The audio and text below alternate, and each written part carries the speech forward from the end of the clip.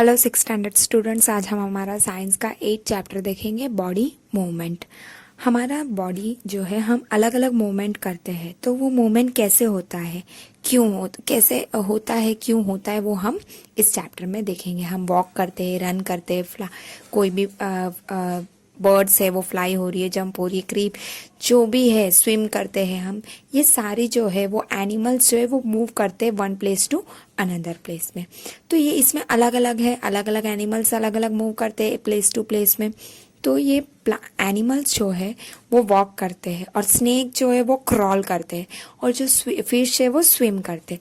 तो हम ये देख सकते हैं कि मूवमेंट भी अलग अलग टाइप के होते हैं। तो फर्स्ट हम देखेंगे human body and it's movement. Human body और उनके मूवमेंट कैसी होती है। हम हमारे स्कूल में भी जो नॉर्मल एक्सरसाइज करते हैं, फिर हम हमारे डेली लाइफ में भी बहुत से एक्सरसाइज करते हैं, उसमें हम हमारे हैंड्स को मूव करते हैं, लेग्स को मूव करते हैं, ऐसे अलग अलग एक्सरसाइज हम परफॉर्म करते हैं। तो अब ये जो सारे अलग अलग एक्सरसाइज है, ये सारी चीज़ों में हमारी बॉडी के पार्ट्स डिफरेंट वे में परफॉर्म करती है, वो हम देखेंगे। तो यहाँ पे एक पहला एक्टिविटी दिया है कि एक स्केल दिया है लेंथ वाइज हमारे आर्म के और एल्बो के सेंटर में रखा है। तो अगर ऐसा एक स्केल लगा देंगे तो क्या हम हमारे एल्बो को बेंड कर पाएंगे? नो, नहीं कर पाएंगे, और करेंगे तो नहीं, बहुत ही मुश्किल होगा हमें। तो ये एक्सरसाइज से हमें ये क्या पता चलता है, इस एक्सरसाइज को परफॉर्म करते वक्त हमें ये फील होगा कि हम हमारे एल्बो को बेंड नहीं कर पाएंगे, rotate our body in places where two part of the body is seem to be joint together like elbow, shoulder और नेक। अब ये जॉइंट होता क्या है, वो यहाँ पे दिया है। जो भी जगह से हम हमारी बॉडी को बेंड कर सकते हैं, जैसे कि हमारा एल्बो पार्ट, शोल्डर पार्ट और नेक पार्ट, तो वो पार्ट में जो भी बोन्स है, जो भी है वो प्लेस, उसे क्या कहा जाता है? जॉइंट्स कहा जाता है। तो ये जॉइंट्स के अलग अलग नेम्स भी है। अगर हमारी बॉडी में जॉइंट्स ही नहीं रहता तो क्या होता? क्या हम मूव कर पाते इजीली? नहीं कर पाते।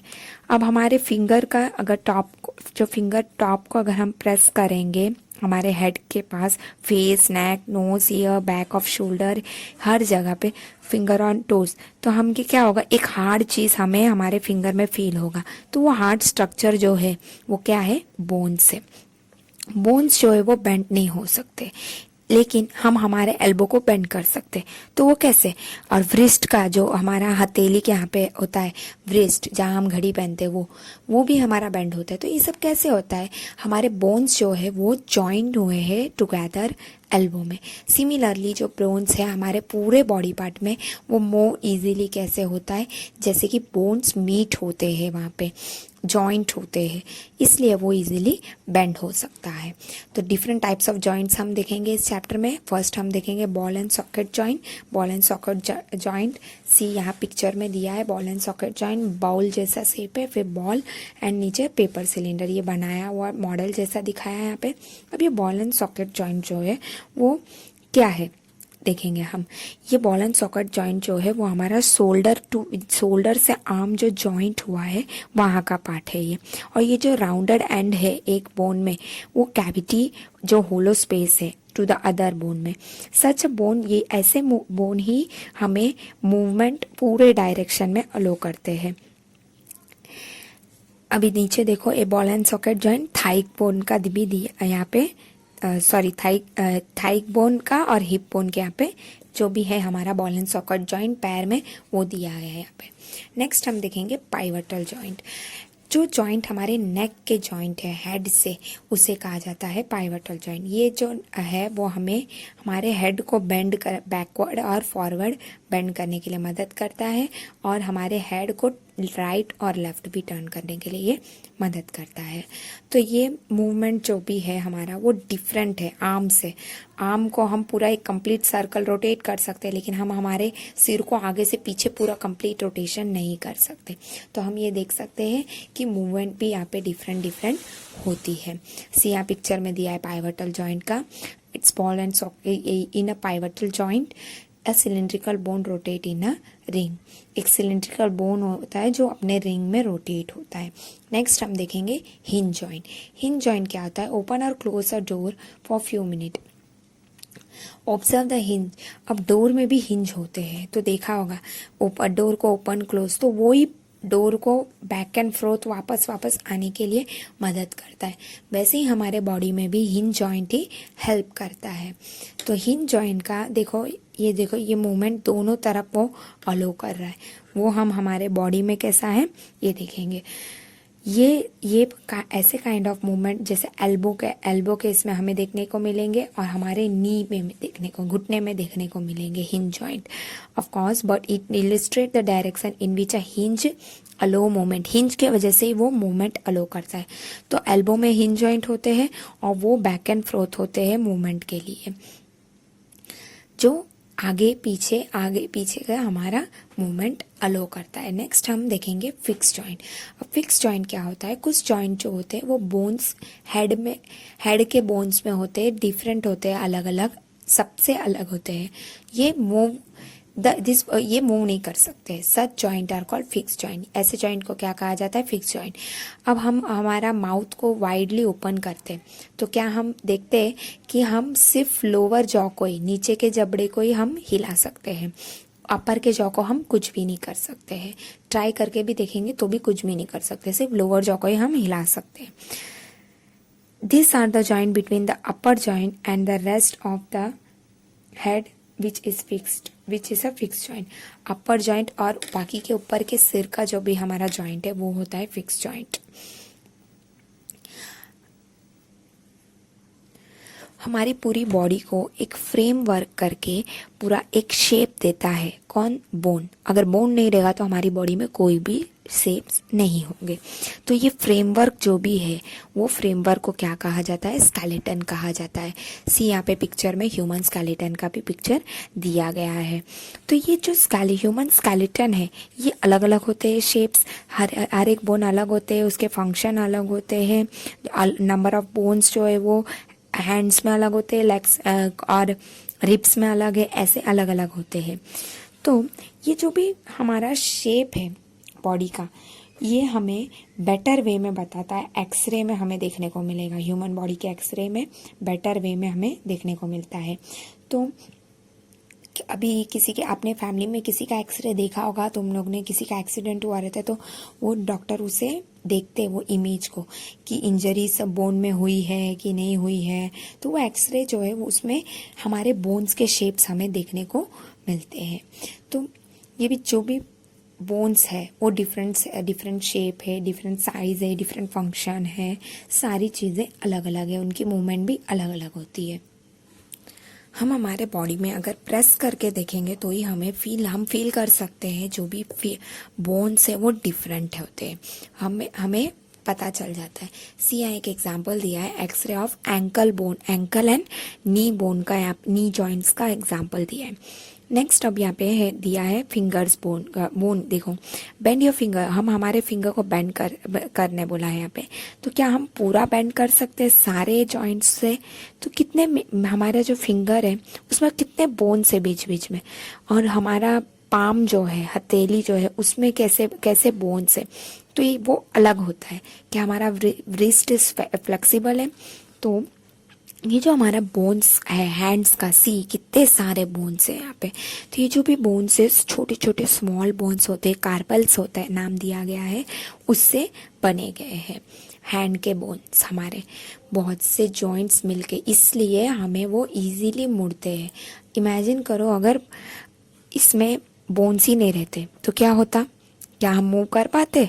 नहीं कर पाते, कुछ भी मूवमेंट नहीं होता हमारा, इतने जॉइंट्स नहीं रहते। तो नेक्स्ट बोला, एक एक्टिविटी दिया गया है यहाँ पे, डीप ब्रेथ लेके होल्ड रहना है, और फिर हम फील कर सकते हैं हमारा चेस्ट बोन जो है और जो भी बैक बोन है वो हम प्रेस करके फील कर सकते हैं कैसा होता है। यहाँ पिक्चर में दिया है रिब केज। अब ये रिब केज जो है ये इसमें हम देख सकते हैं कि ये जो है वो चेस्ट बोन और बैक बोन दोनों टुगेदर फॉर्म हुआ है, टुगेदर दोनों मिलके फॉर्म हुए हैं रिब केज। और ये दोनों मिलके एक बॉक्स टाइप फॉर्म किए हैं जिसे रिब केज कहा गया है। और ये जो 12 रिब्स होते हैं each side of the chest में, और कुछ इंटरनल पार्ट्स है हमारे बॉडी में जो इसके अंदर प्रोटेक्ट होके रहते हैं, जैसे कि लंग्स हो गया, हमारा हार्ट हो गया, ये सारी चीज़ इसके अंदर प्रोटेक्ट में रहती है।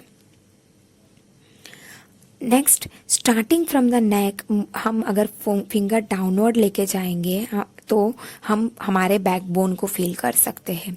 तो ये बहुत से छोटे छोटे बोन से रेडी हुआ है, वर्टिब्रेट जिसे कहा जाता है। बैकबोन में मोस्टली 33 वर्टिब्रेट होते हैं और ये जो रिब केज है वो इससे जॉइंट होता है। अगर बैकबोन जो है वो सिर्फ एक ही लॉन्ग बोन से बना रहता तो हम बेंड नहीं हो पाते, बेंड नहीं कर सकते हम। नेक्स्ट, अगर हम हैंड्स अप करके वॉल की तरफ पुश करेंगे वॉल को, तो हम नोट कर सकते हैं कि हमारे बोन्स होंगे जो बैक ऑफ द प्रोमिनेंट, जो शोल्डर के टाइप होंगे, शोल्डर के साइड होंगे, वो शोल्डर बोन्स होते हैं हमारे।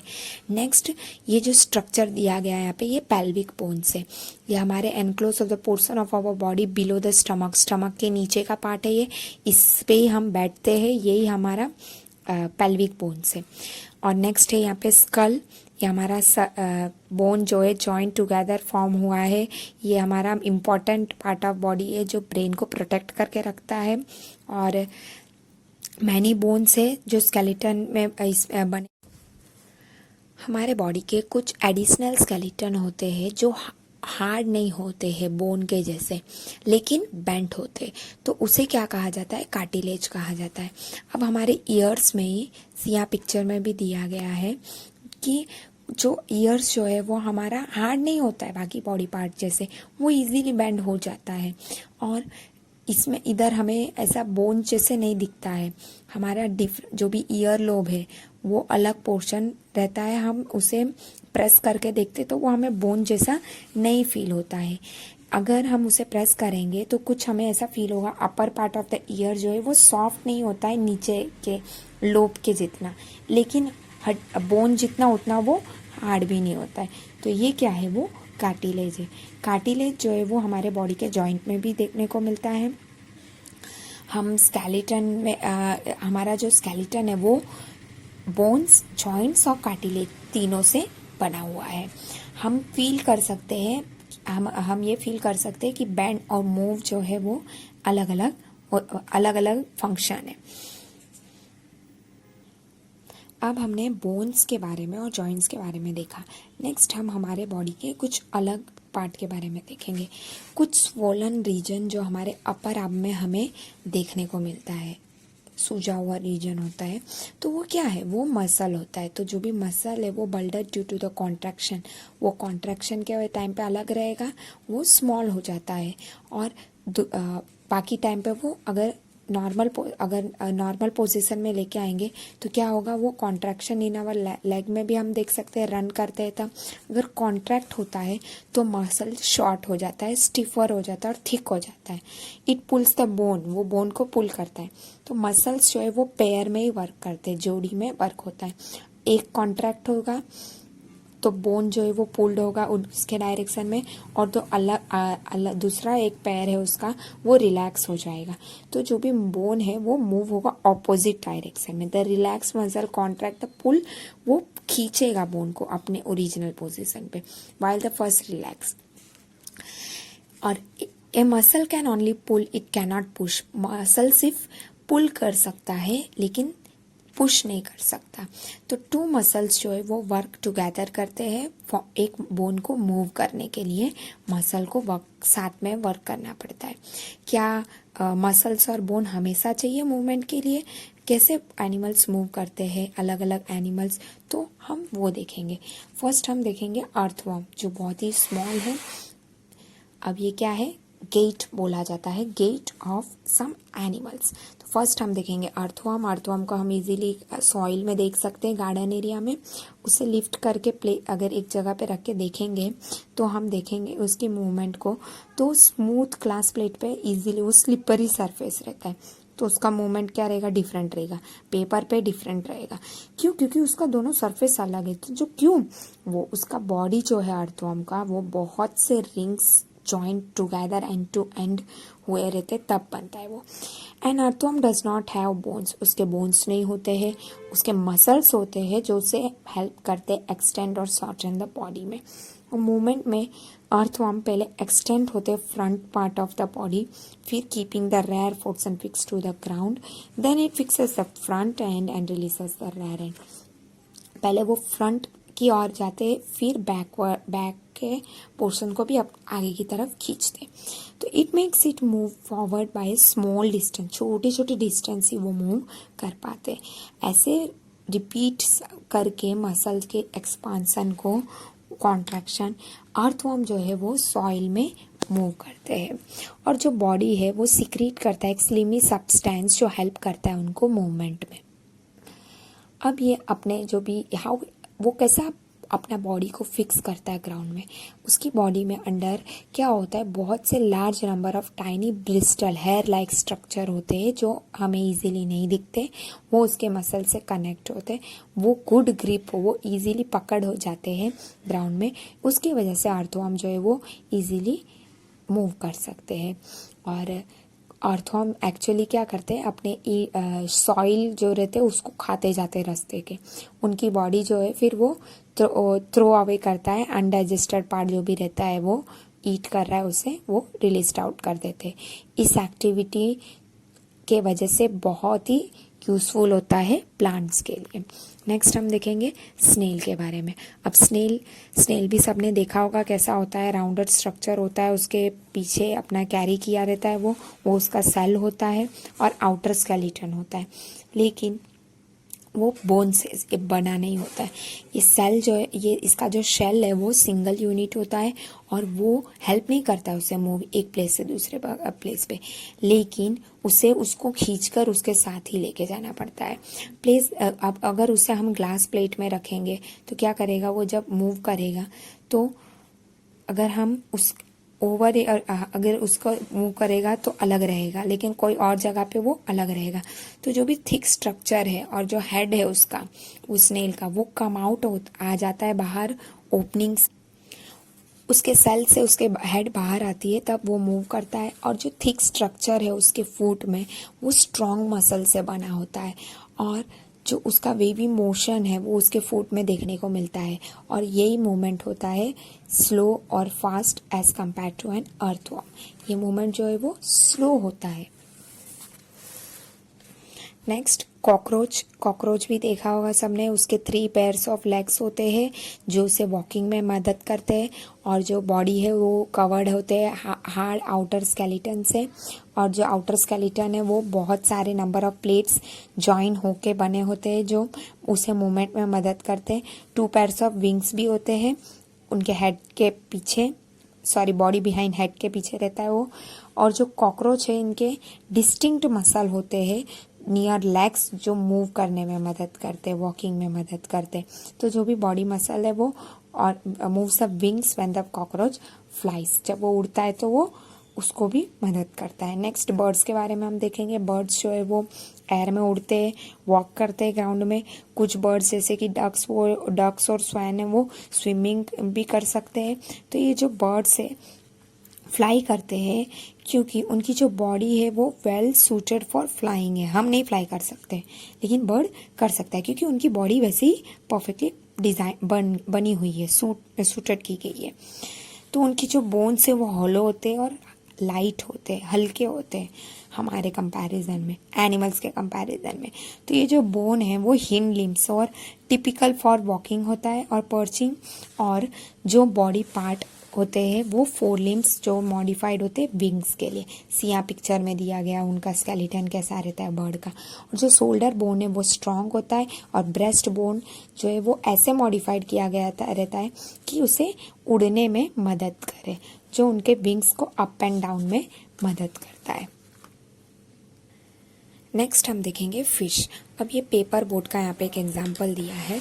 हमने नोट किया ऐसा कभी देखा होगा कि जो भी बोट होता है वो समवॉट है ना फिश के जैसा ही, उनका शेप जो है दोनों का लगभग सेम रहता है। फिश के जैसा है। तो जो हेड और टेल जो होता है फिश का वो स्मॉल होता है कंपेयर टू उनके बॉडी के हिसाब से, जो बॉडी टेपर्स होते हैं जो दोनों एंड में। तो ये जो बॉडी का शेप है उसे स्ट्रीमलाइन बॉडी कहा जाता है। और ये जो शेप है वो water can flow around it, ऐसे बनाया गया कि उनके आसपास वाटर इजीली फ्लो हो सकता है और फिश को मूव करने में मदद कर सकता है। तो ये जो स्केलेटन है फिश का वो स्ट्रॉन्ग मसल से कवर हुआ रहता है और स्विमिंग के टाइम पे जो मसल्स है वो front part of the body को कर्व ऑफ वन साइड कर देता है और टेल पार्ट जो है वो टुवर्ड्स द ऑपोजिट साइड वो उसे कर देता है। तो इसकी वजह से फिश जो है वो एक कर्व बनाते हुए वो मूव करते हैं और quickly the body and the tail curve to other side, बहुत ही क्विकली उनका बॉडी और टेल अदर साइड में मूव हो जाता है। तो इसके वजह से एक जर्क होता है और पुश हो जाता है उनके बॉडी के, जो फॉरवर्ड में मूव हो जाता है। तो ये जो सीरीज है ये जर्क का वो फिश को हेल्प करता है आगे मूव करने में। तो इसके और this is help by the fins और टेल्स के वजह से ये मूवमेंट पॉसिबल होता है। सी यहाँ पिक्चर में दिया है मूवमेंट ऑफ फिश। अब फिश जो रहते हैं उनको फिन्स के अलावा और क्या फिन्स और भी क्या हेल्प करते हैं, उनका बॉडी बैलेंस रखने में भी मदद करते हैं और डायरेक्शन को चेंज करने में डायरेक्शन रखने में भी वो मदद करते हैं। नेक्स्ट, स्नेक कैसे मूव करते हैं। स्नेक भी देखा होगा, स्नेक के लॉन्ग बैकबोन होते हैं, बहुत से थिन मसल्स होते हैं, वो कनेक्ट होते हैं इवन दो वो फार होते हैं एक दूसरे से फिर भी। और जो मसल्स होते हैं वो इंटरकनेक्ट होते हैं बैकबोन से, रिब्स और स्किन भी होते हैं। जो स्नेक की बॉडी होती है वो कर्व्स होती है, बहुत लूप्स होते हैं उसमें। ईच लूप में स्नेक को फॉरवर्ड पुश करता है और प्रेसिंग अगेंस्ट द ग्राउंड को प्रेस करते हुए वो फॉरवर्ड की ओर मूव होता है। सिंस उसकी बॉडी लॉन्ग है तो बहुत सारे लूप्स होते हैं, लूप्स में पुश होता है और वो स्नेक को मूव करने में यही मदद करता है और ये स्ट्रेट लाइन में नहीं होता है वो। इस चैप्टर में हमने बहुत सारे देखे मूवमेंट अलग अलग और बहुत से क्वेश्चंस भी आए होंगे सबको। एंशियंट ग्रीक फिलोसोफर थे एरिस्टोटल, उन्होंने अपने बुक में गेट ऑफ एनिमल्स करके एक बुक थी उसमें खुद को बहुत से क्वेश्चन पूछे कि सब एनिमल्स के बॉडी पार्ट क्यों डिफरेंट होते हैं, क्या मदद करते हैं मूव में, कैसे, ऐसे बहुत से क्वेश्चन है। हमारे माइंड में भी बहुत से क्वेश्चन है, तो बहुत से क्वेश्चन का इस चैप्टर में हमें आंसर भी मिला होगा। यहाँ हमारा चैप्टर कंप्लीट हुआ। Thank you.